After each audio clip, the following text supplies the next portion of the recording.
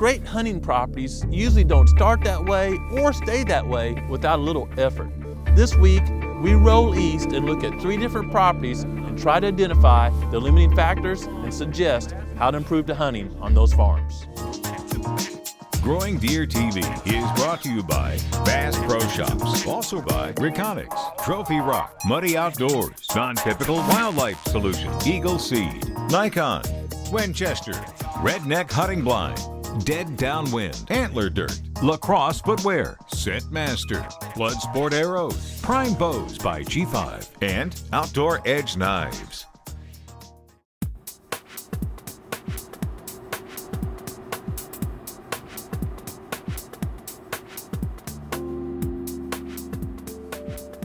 Some folks may not know that 24 years ago, we became incorporated as a wildlife management firm that helps individual landowners with site-specific habitat and hunting strategies.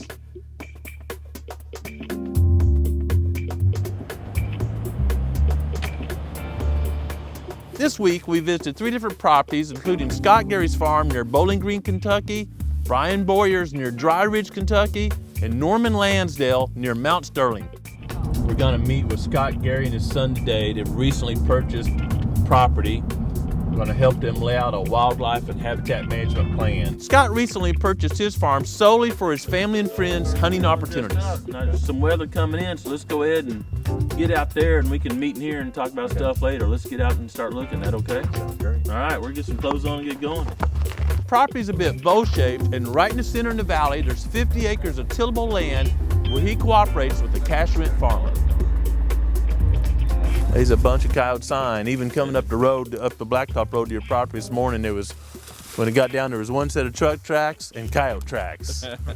Where these valleys come together, the wind is going to swirl like crazy right here. Okay. So we like this to grow up and be covered because it's not going to be that huntable, so this serves a purpose as loafing areas, cover, stuff like that. Get me a big condo stand on that corner over there because you rarely have wind out of east. Sense everything to what we're doing. So you're not only higher in elevation, but you don't have to drive all the way through here and spook all the deer to get here to hunt it. Right. So like areas like this, that hillside is so steep, there's no doubt in my mind that the wind is going to constantly swirl in there, and we just want to leave that as a sanctuary. We're going to kill the deer coming or going out of there, or pattern them coming and going out of there, but we don't want to walk in there because all we're going to do is bust up and spook a lot of deer. And we want the deer so comfortable in there, and the food is right here, that they don't leave your farm. Surrounding those ag fields are hardwood covered ridges, and the previous landowner did a selective thinning a couple of years ago. But I've still yet to see a turkey track or turkey feather or anything, so I'm a little worried about that. I've seen 1 turkey feather and turkey tracks 1 time back on the road, so.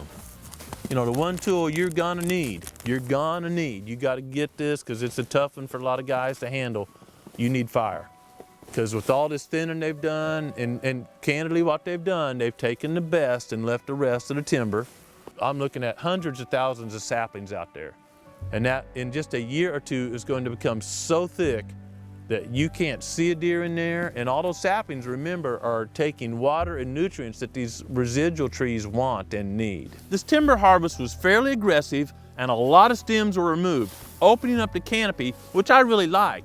But unfortunately, no prescribed fire or herbicide treatment followed up that thinning, so it allowed all those stumps to make a gazillion sprouts, and they're pretty much choking out the habitat, keeping the sunshine from reaching the forest floor, and not providing ideal wildlife or hunting conditions. You're gonna have to light a fire on top and let it back down. If you set a fire here, it's gonna burn so hot. Fire burns about 16 times faster uphill than it does downhill.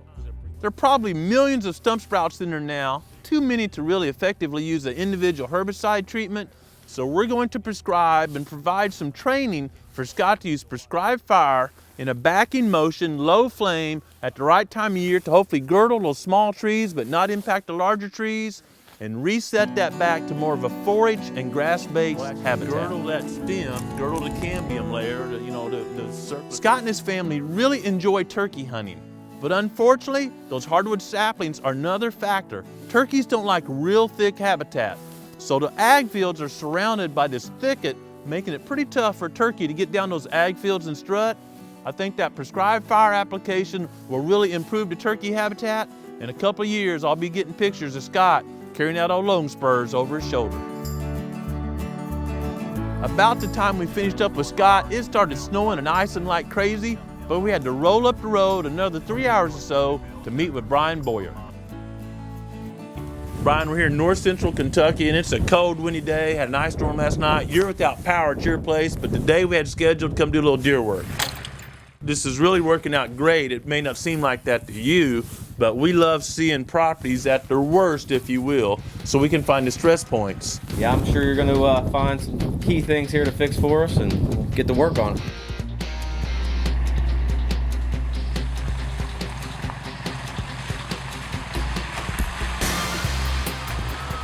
There are some fields on the ridge tops, a couple in the bottoms, but they're pretty narrow actually, and really open hardwood timber. As a matter of fact, if we spooked a deer, we could see it running a long ways through the open hardwoods. Clearly in the summertime, those trees will be leafed out and you wouldn't see that deer, but down where deer lives at 0 to 3 feet, it was very open, and instantly I knew we needed to prescribe some cover. Cover is a huge factor in reducing stress, not only now when it's brutal cold and they need to get somewhere where the wind is sheared off of them, but the sun can heat them up through solar radiation, but also during fawning season and other times of year when they need to escape predators. For example, on a day that's 10% warmer than normal, they're going to be on a north slope. When I work on a new project, I'm always evaluating the quality of food cover water, not only on that farm, but in the general area.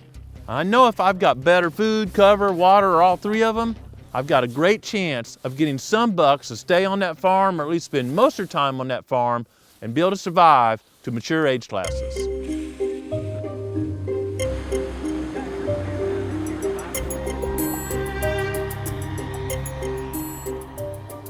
It was easy to diagnose the limited food supply on Brian's property, as we found multiple places where they were digging through the ice and snow trying to scratch up the few remaining turnips and a little bit of wheat. We're coming up with a plan for Brian to improve cover and expand his food plot program a little bit, and I look forward to Brian and his buddies tagging some mature bucks soon. We rode on down the road and met up with Norman, Jim, and Graham. They called us because they believe during the last 2 or 3 years they've noticed seeing fewer deer and a little bit lower quality deer while they've been hunting.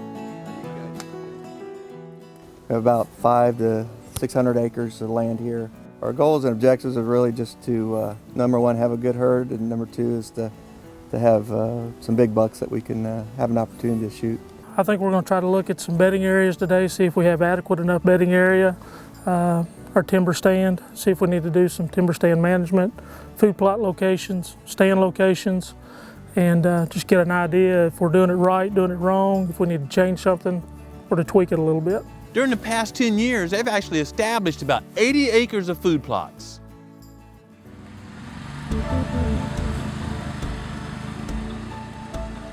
During that 10 years, eastern red cedar trees have encroached in a lot of areas that were nice grassy bedding areas, and those cedars are now catching all the sunshine, keeping that from hitting the ground, and that's shaded out all the grass, and it's reduced those bedding areas to more or less biological desert. One of my first observations is that succession or plant growth is kind of catching the landowners. Areas that used to be great bedding areas are now growing up in cedars 10, 12 feet tall, choking out the sun from reaching the soil, so the good native species are being lost, and we're gonna have to use prescribed fire and some manual labor to set back that vegetation to native grasses and forbs. But you can tell walking through there, I mean, that looks thick, but if we're walking through there, there's no problem for us to walk through there. That's not cover for deer. There's also some beautiful mature hardwoods on the property, but unfortunately, multiflora rose and bush honeysuckle has taken over the understory of several hundred acres of the hardwood. We will prescribe a plan for them to remove the vast majority of the bush honeysuckle and the multiflora rose using herbicide applications, because fire will not do the trick on those two species. They have a nice amount of acreage established in food plots.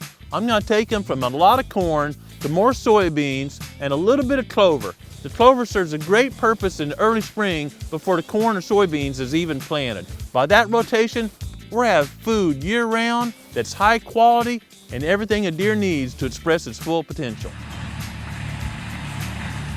All 3 of these properties could use varying amounts of prescribed fire. We're going to suggest they spend a bit more time hunting the ridge tops where the wind is more predictable, and we certainly want each property to do a camera survey this August so we can get a really good inventory of the sex ratio and egg structure of those herds and even refine our harvest recommendations a bit more. I hope you have some time this week to get out and evaluate the resources on your property, and more importantly, take a moment and just enjoy creation and listen to what the Creator is saying to you. Thanks for watching GrowingDeer.tv. If you set a fire down there, there's no way you're making top fuel for your dead. So you're saying I'm not that fast? That's what I'm saying. Make sure. We'll come back and get you across the creek. Hope you like Kentucky.